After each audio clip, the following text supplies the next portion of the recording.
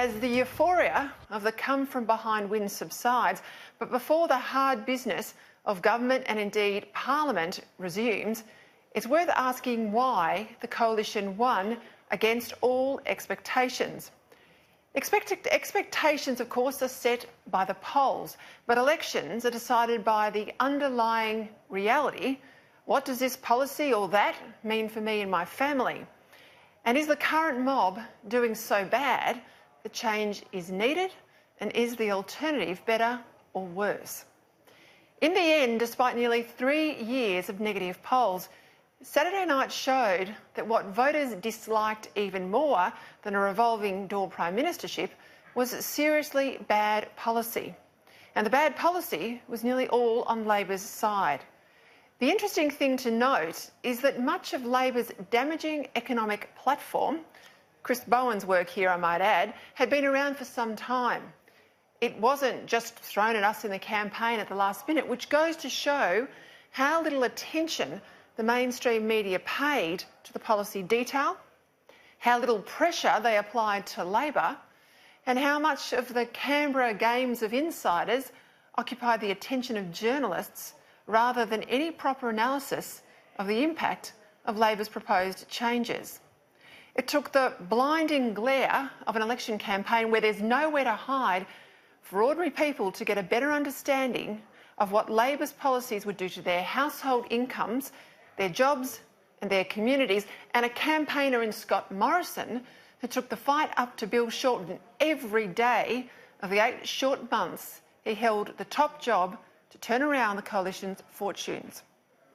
As one of my regular guests, Professor Judith Sloan, has put it, Labor's problem was not so much that it was a big target, but that it was a bad target. How could Labor seriously expect to win, promising to dud more than 1 million retirees $2,000 a year on average, or promising to reduce the value of your house or increase your rent, or promising to turn the economy upside down to tackle carbon dioxide emissions, mandate the car you could drive even, with massive costs that Labor didn't even try to quantify?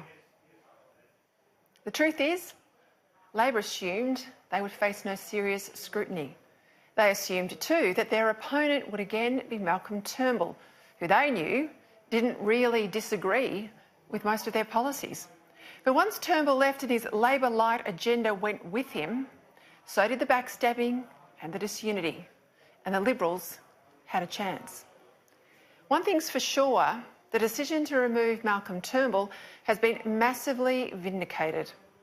This is a win that could never have happened under him, because for him and for the rich, virtue-signalling types of the inner city up to their eyeballs in renewable energy investments designed to milk taxpayer subsidies, as another PM so rightly said, former Prime Minister, on Saturday night, climate change is a moral issue to them. But for Middle Australia, it's an economic one. But as well as being problem solvers, not problem makers, successful political leaders have to manage the message. All credit here to Scott Morrison, who every day of the campaign relentlessly zeroed in on the harm Labor would do as he crisscrossed the country. With all the leakers resigning from the Parliament, it meant too that Morrison's campaign inner circle was as tight as a drum. It didn't matter how tight the polling would get day by day, their unity was even tighter. And all credit here to the Libs Federal Director Andrew Hurst for the campaign discipline and the great social media effort in particular. A lot of this win is his too. With a renewed coalition government, the country dodged a bullet on Saturday night. With a very narrow but definitive majority, the government can now make obsessive independence irrelevant. In parliamentary terms, Ali Steggall doesn't matter at all. She'll struggle to maintain much of a profile in a majority parliament, and without the tight control of her minders after Get Up fades away post-campaign, I predict, provided they choose a smart candidate next time around, she'll be a oncer. Now, in the Senate, with Pauline Hanson's vote doing so well, no prospect of Clive Palmer and no Darren Hinch either, let's not forget he supported Phelps' Medivac bill. The coalition has every chance to make both chambers work in the interests of the Australian people rather than the personality politics we've seen too much of in recent times.